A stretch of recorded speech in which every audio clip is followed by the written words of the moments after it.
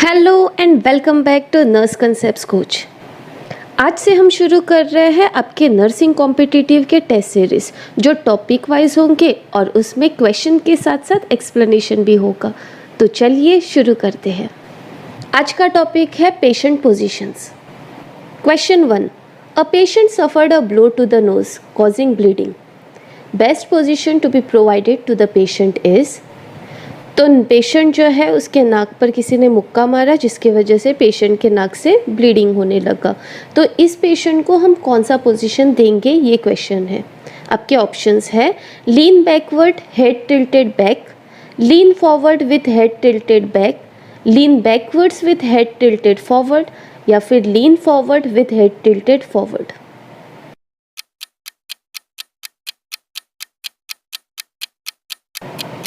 Answer है lean forward with head tilted forward. इस position को हम ट्रॉटस पोजीशन भी कहते हैं। ये एपिस्टेक्सिस में दिया जाता है यानी कि नोज ब्लीड में दिया जाता है, जिसमें पेशेंट को बोला जाएगा कि आप आगे की तरफ झुको और हेड जो है यानी सिर जो है उसको भी आगे की तरफ जो है झुकाना है। पीछे ले जाओगे तो इसमें प्रॉब्लम क्या होगी, ब्लड जो है आपके नाक में से डायरेक्ट आपके ट्रेकिया में जाएगा और वहाँ पर वो ब्लॉकेज करेगा। तो इसी वजह से हम आगे की तरफ झुककर हेड को भी टिल्ट फॉरवर्ड करेंगे और उसी के साथ साथ पेशेंट के नाक को पिंच करेंगे और पेशेंट को बोलेंगे कि वो मुंह से सांस ले। पिंच इसलिए करते हैं ताकि ब्लीडिंग जो है वो स्टॉप हो जाए। नोज ब्लीड वाले पेशेंट्स में ब्लीडिंग बहुत सीवियर होती है और वो इसलिए क्योंकि इसमें एक एरिया होता है जिसे हम कहते हैं लिटल्स एरिया। यहाँ पर आपको किसलबैक्स प्लेक्सस मिलेगा। ये प्लेक्सस आपके इंटरनल कैरोटिड आर्टरी और आपके एक्सटर्नल कैरोटिड आर्टरी से ब्लड जो है नोज तक पहुँचाता है। और जब भी एपिस्टेक्सिस हो जाए और अगर यहाँ पर डैमेज हो जाए तो डायरेक्ट ब्लीडिंग होगी और वो ब्लीडिंग बहुत ही सीवियर हो सकती है। अब चलते हैं आपके नेक्स्ट क्वेश्चन की तरफ। Question 2, patient is scheduled to undergo tonsillectomy. The OT nurse will position the patient in which of the following position for this surgery. तो पेशेंट जो है उनकी टॉन्सिलेक्टमी होने वाली है, तो ओटी टेबल पर पेशेंट की पोजीशन इस सर्जरी के लिए कौन सी रहेगी। आपके ऑप्शंस है sniffing position, Rose position, recovery position या ट्रॉटस पोजीशन। आंसर है रोज पोजीशन। ये ज़्यादातर पोजीशन हम उन पेशेंट्स में इस्तेमाल करते हैं जिनकी नेक की सर्जरी या नेक से रिलेटेड जो स्ट्रक्चर्स हैं उनकी सर्जरी चल रही हो। तो ये आपके tonsillectomy, adenoidectomy, uvulo palatal flap, फिर आपका thyroidectomy, tracheal intubation, bag mask ventilation, इन सब में यूज़ होता है। अब इस पोजीशन में हम नेक को एक्सटेंड करने की कोशिश करते हैं। सिर्फ एक्सटेंड भी नहीं, हम उसे हाइपर एक्सटेंड करने की कोशिश करते हैं ताकि हमें पूरा नेक अच्छी तरह से दिख भी जाए और उस पर हम जो भी सर्जरी या प्रोसीजर करना चाहे वो आराम से कर सके। तो इसमें पेशेंट को सुपाइन पोजीशन में लेटाया जाता है और फिर 7 से 10 सेंटीमीटर हाइट के पिलो को शोल्डर के नीचे रखा जाता है, जिससे कि जो हेड है वो और ज़्यादा हाइपर एक्सटेंड हो पाता है। तो जैसे आप इस पिक्चर में देख सकते हो बिल्कुल उस तरह से ये पोजीशन दी जाती है। अब ये क्यों दिया जाता है या इसके एडवांटेज क्या है, इसका एक सबसे खास एडवांटेज ये है कि लैरिंग्स जो है आपका एनाटॉमिकली इस पोजीशन में आपके ओरल कैविटी से थोड़ी ऊपर की तरफ चला जाता है। तो अगर समझो पेशेंट ने उल्टी की तो वो एस्पिरेट नहीं कर पाएगा क्योंकि लैरिंग्स थोड़ा ऊपर है और उस वजह से वो जो आपका जो भी उल्टी की है वो उसके अंदर नहीं जा पाएगा। अब उसी के साथ साथ सर्जन जो है दोनों हाथों से सर्जरी कर सकता है। उसे एक हाथ पेशेंट को पोजीशन करने के लिए या हेड को बार बार टिल्ट करने के लिए इस्तेमाल करने की ज़रूरत नहीं पड़ती है। तो ये था रोज पोजीशन। चलते हैं आपके नेक्स्ट क्वेश्चन की तरफ। Question 3, a patient mister Patel met with an accident causing severe haemorrhage leading to hypovolaemic shock. The best position to be given to the patient is. तो इसमें सीधा सीधा क्वेश्चन यही है कि पेशेंट को जो है सीवियर हेमरेज के वजह से हाइपोवॉलेमिक शॉक हो चुका है, तो ऐसे पेशेंट को हम कौन सा पोजीशन देंगे। आपके ऑप्शंस है सुपाइन, प्रोन, सिम्स या ट्रेंडलनबर्ग। और आपका आंसर है ट्रेंडलनबर्ग पोजीशन। अब अगर आपको ट्रेंडलनबर्ग पोजीशन पता होगा तो इसमें जो है हेड नीचे और पैर जो है ऊपर किए जाते हैं। अब ये पोजीशन जो है वो हम हेमरेज पेशेंट में या हाइपोवॉल्यूमिक शॉक पेशेंट में क्यों देते हैं, ताकि हम जो ब्लड फ्लो है आपके हार्ट और वाइटल ऑर्गन्स की तरफ भेज सके। तो जब भी पेशेंट का पैर ऊपर किया जाता है तो ब्लड जो है आपके पैरों से, आपके एब्डोमिनल ऑर्गन से जो है डायरेक्टली हार्ट, लंग्स और ब्रेन के तरफ जाता है, जिससे कि ये ऑर्गन्स जो है वो सर्वाइव करते हैं, अच्छे से काम कर पाते हैं, जबकि बाकी जगहों पर थोड़ा ब्लड कम रहता है। अब इस आंसर का एक छोटा सा ट्विस्ट ये है कि पहले हम ट्रेंडलनबर्ग आंसर में लिखते थे, बट अभी हम अगर ऑप्शन में ये दिया गया है कि पेशेंट को सुपाइन लेटाकर सिर्फ और सिर्फ लेग्स जो है यानी कि पैर जो है उसको एलिवेट कर दो, तो वो सही आंसर रहेगा।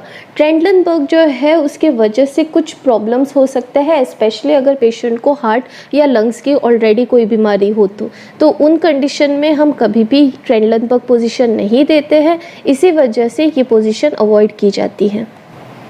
Next question 4, a patient mister Dilip is to undergo barium enema procedure. The patient will be placed in which of the following position during administration of enema.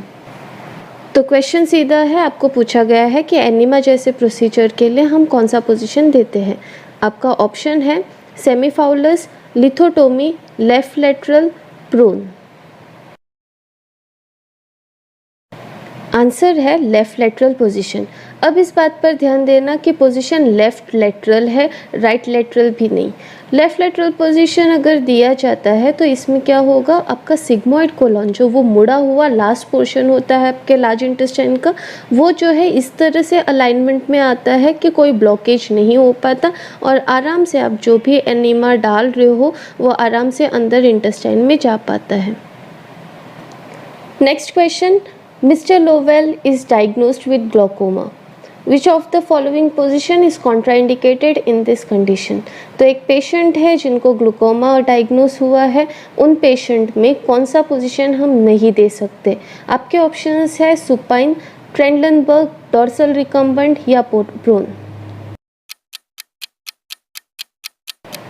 और आपका आंसर है ट्रेंडलनबर्ग पोजीशन। ट्रेंडलनबर्ग पोजीशन जैसे मैंने पहले बताया था, इसमें हम जो है सारे ब्लड को आपके लेग्स और एब्डोमिनल ऑर्गन से आपके वाइटल ऑर्गन्स में भेज देते हैं। अब इससे होता क्या है कि ब्लड फ्लो जो है आपके ब्रेन, आपके आइज़ या आपके हार्ट की तरफ ज़्यादा हो जाता है। अब इस वजह से अगर किसी भी पेशेंट को ऑलरेडी आइज़ में प्रेशर बढ़ गया है यानी कि इंट्राओक्यूलर प्रेशर बढ़ा हुआ है, या अगर किसी भी पेशेंट को हेड इंजरी के वजह से भी अगर समझो कि आईसीपी इंट्राक्रेनियल प्रेशर बढ़ा हुआ है, तो उन कंडीशन में हम ट्रेंडलनबर्ग नहीं देंगे क्योंकि प्रेशर बढ़ेगा और पेशेंट की जान भी जा सकती है। तो यही रीज़न है कि इन कंडीशंस में हम कभी भी ट्रेंडलनबर्ग पोजीशन नहीं देंगे, तो इस बात का हमेशा ध्यान रखना। उसी के साथ साथ ट्रेंडलनबर्ग पोजीशन हम ओबीस पेशेंट में भी नहीं देते हैं, क्योंकि ओबीस पेशेंट यानी कि मोटा जो पेशेंट होता है, मोटापे वाला पेशेंट, उनके अंदर अगर उनको हमने ट्रेंडलनबर्ग पोजीशन दे दिया यानी कि पैर ऊपर करके पोजीशन दे दिए, तो पेट का जितना भी प्रेशर है वो आपके लंग्स पर आएगा और पेशेंट जो है उसको हेमरेज यानी कि आपके हाइपोवॉल्यूमिक शॉक के साथ साथ ब्रीदिंग डिफ़िकल्टी भी हो जाएगी। तो इसी वजह से हम ट्रेंडलनबर्ग पोजीशन नहीं देते हैं। Next question, the degree of flexion of neck on the torso in sniffing position is. तो क्वेश्चन ये है कि जब हम पेशेंट को स्निफिंग पोजीशन देते हैं तो गले और आपका जो चेस्ट या छाती वाला पोर्शन है उन दोनों के बीच में कितना एंगल रहता है। तो इसमें डिग्री ऑफ एंगल पूछा गया है और आपके ऑप्शंस है 15 डिग्री, 35 डिग्री, 40 डिग्री या 5 डिग्री। तो आपका आंसर है 35 डिग्री। अब चलिए जिनको स्निफिंग पोजीशन नहीं आता या आता भी होगा तो एक बार रिवाइज कर लेते हैं। स्निफिंग पोजीशन वो पोजीशन है जो हम इंट्यूबेशन प्रोसीजर यानी ईटी ट्यूब जब आपको डालना होता है या एयरवे डालनी होती है तब हम यूज़ करते हैं। ये पोजीशन जो है इससे हमारा फ़ायदा क्या होता है, आपका जो ओरल कैविटी, लैरिंग्स और फेरिंग्स ये तीनों जो है वो स्ट्रेट हो जाते हैं, यानी कि एक ऐसे अलाइनमेंट में आते हैं जिससे कि आसानी से वो ट्यूब जो है अंदर जा पाता है। तो ये तीनों चीज़ें जो है एक लाइन में आ जाती है, एक अलाइनमेंट में पहुंच जाती है। तो अब ये पोजीशन दिया कैसे जाता है, तो यहाँ पर ये डायग्राम आप आराम से देख सकते हो। इसमें जो है आपका नेक जो है वो थोड़ा सा आगे की तरफ झुकाया जाता है। वैसे उतना पता नहीं चलेगा, बट हाँ 35 डिग्री का नेक फ्लेक्शन रहेगा। हेड जो है वो थोड़ा ऊपर रहेगा, बट इसमें हेड जो है वो एक्सटेंड किया जाता है, यानी कि जो है वो थोड़ा पीछे की तरफ टिल्ट रहेगा ताकि एक 15 डिग्री का एंगल रह सके। उसी के साथ साथ सबसे इम्पॉर्टेंट पॉइंट तो ये है कि जो आपका ईयर है, यानी कि एक्सटर्नल ऑडिटरी कनाल जो है, वहाँ से आप एक स्ट्रेट लाइन ड्रॉ करो तो वो लाइन जो है आपके स्टर्नल नॉच, यानी स्टर्नम का जो ऊपरी पार्ट होता है, एकदम प्रोमिनेंट पार्ट जो आप फील कर सकते हो, वो जो है उसी लाइन में आना चाहिए। अब नॉर्मली इसके लिए हम टॉवल वगैरह फोल्ड करके जो है नेक और शोल्डर के नीचे डाल देते हैं ताकि ये पोजीशन जो है आराम से हम दे सके। क्यों देते हैं? ताकि हम पेशेंट को जो है इंट्यूबेट कर सके। ये बहुत ही अच्छा पोजीशन है इंट्यूबेशन के लिए। तो आप देख सकते हो बहुत ही आसानी से अगर ईटी ट्यूब डालना हो तो कैसे आसानी से हम इसमें डाल सकते हैं, क्योंकि यहाँ पर कोई बीच में रोक टोक नहीं होने वाली। अच्छा, अब ये याद रखना कि इसका एक कॉन्ट्राइंडिकेशन है और वो है सर्वाइकल स्पाइन इंजरी।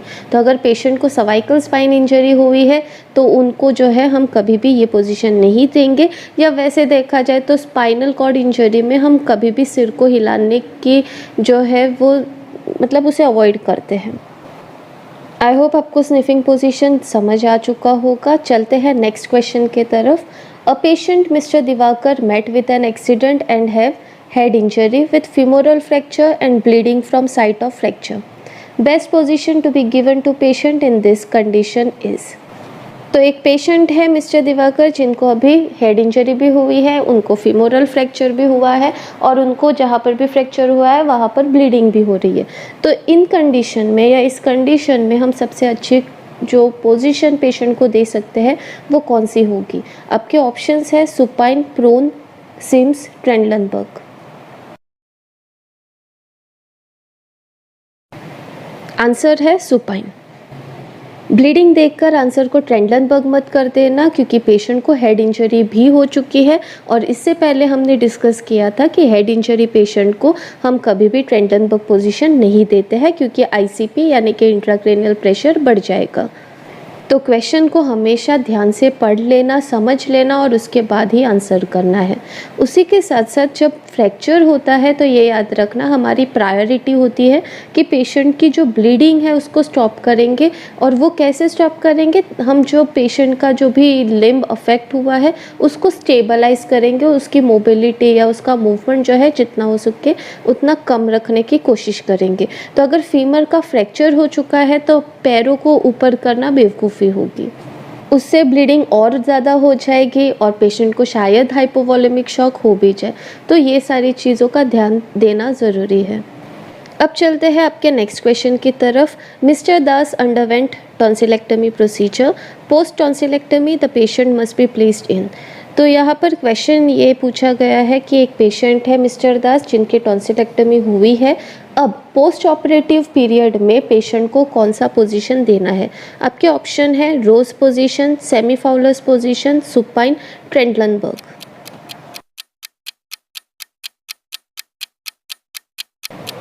आंसर है सेमीफाउलस पोजीशन। अब अगर आपने रोज़ पोजीशन बोला है तो ये याद रखना रोज़ पोजीशन ड्यूरिंग द सर्जरी, यानी जब सर्जरी चल रही है तब देते हैं। बट जैसे ही सर्जरी ख़त्म हो जाए उसके बाद पेशेंट को पोस्ट ऑपरेटिव पीरियड में हम सेमीफाउलस पोजीशन देते हैं। सेमीफाउलस ही क्यों? क्योंकि जब हम सेमीफाउलस पोजीशन देंगे तो टॉन्सिलेक्टमी के वजह से जो इन्फ्लेमेशन हुआ है, जो पानी उस तरफ जो इकट्ठा होगा वो जो है आराम से ड्रेन हो पाएगा। तो आपका ज़्यादा इन्फ्लेमेशन नहीं होगा और ना ही कोई ब्लॉकेज हो पाएगा उस पूरे एरिया में। टॉन्सिलेक्टमी के बाद कई बार पेशेंट को जो है इडीमा और स्वेलिंग हो जाती है, तो वो जो है प्रेशर बनाती है आपके नेक पर और उस वजह से एयरवे जो है वो भी जो है थोड़ा नैरो हो जाता है। अब उसको अगर रिलीव करना है, अगर उससे आपको राहत चाहिए या पेशेंट को राहत देनी है तो अच्छी बात होगी कि पेशेंट को जो है सेमीफाउलस पोजीशन दे दो, तो वो जो पानी है वो वहाँ इकट्ठा नहीं हो पाएगा, वो आराम से वेन्स के द्वारा जो है वापस अपनी अपनी जगह चला जाएगा। अब चलते हैं आपके नेक्स्ट क्वेश्चन की तरफ। Mister Digvijay is admitted with acute pancreatitis, he suddenly becomes breathless, the best position to be given to the patient to help him breathe is. तो यहाँ एक पेशेंट है जिनको अक्यूट पैनक्रेटाइटिस हुआ है, वो आपके वार्ड में एडमिटेड है और अचानक से बोलने लगते हैं कि उनको ब्रीदिंग डिफ़िकल्टी हो गई है। तो इस कंडीशन में आप कौन सा पोजीशन जो है पेशेंट को दोगे? आपके ऑप्शंस है tripod position, semi Fowler's position, left lateral position या फिर डोर्सल रिकम्बेंट पोजीशन।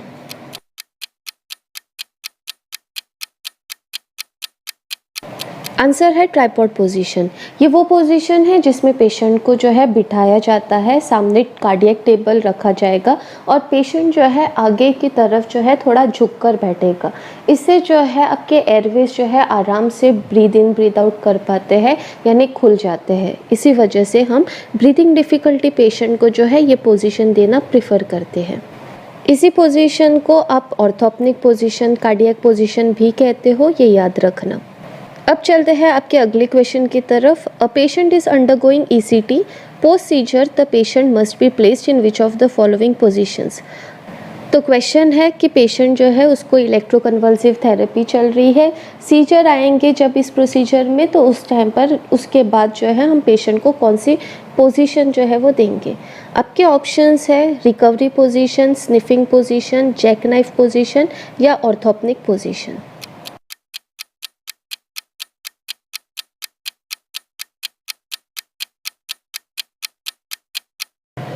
आंसर है रिकवरी पोजीशन। अब रिकवरी पोजीशन ये वो पोजीशन है जो हम अनकॉन्शियस पेशेंट को देते हैं, जो ब्रीथ कर पा रहे हैं बट अनकॉन्शियस है।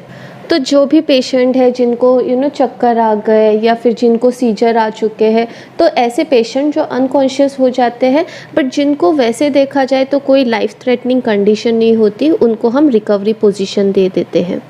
अब ये पोजीशन जो है ब्रीदिंग को भी इम्प्रूव करता है, पेशेंट को कंफर्टेबल भी फील कराता है और उसी के साथ साथ पेशेंट का जो रिस्क ऑफ एस्पिरेशन होता है कि कुछ भी वो उल्टी करे तो जो सिक्रीशंस जो है वो आपके ट्रेकिया में चले जाए, तो उसको भी प्रिवेंट करता है।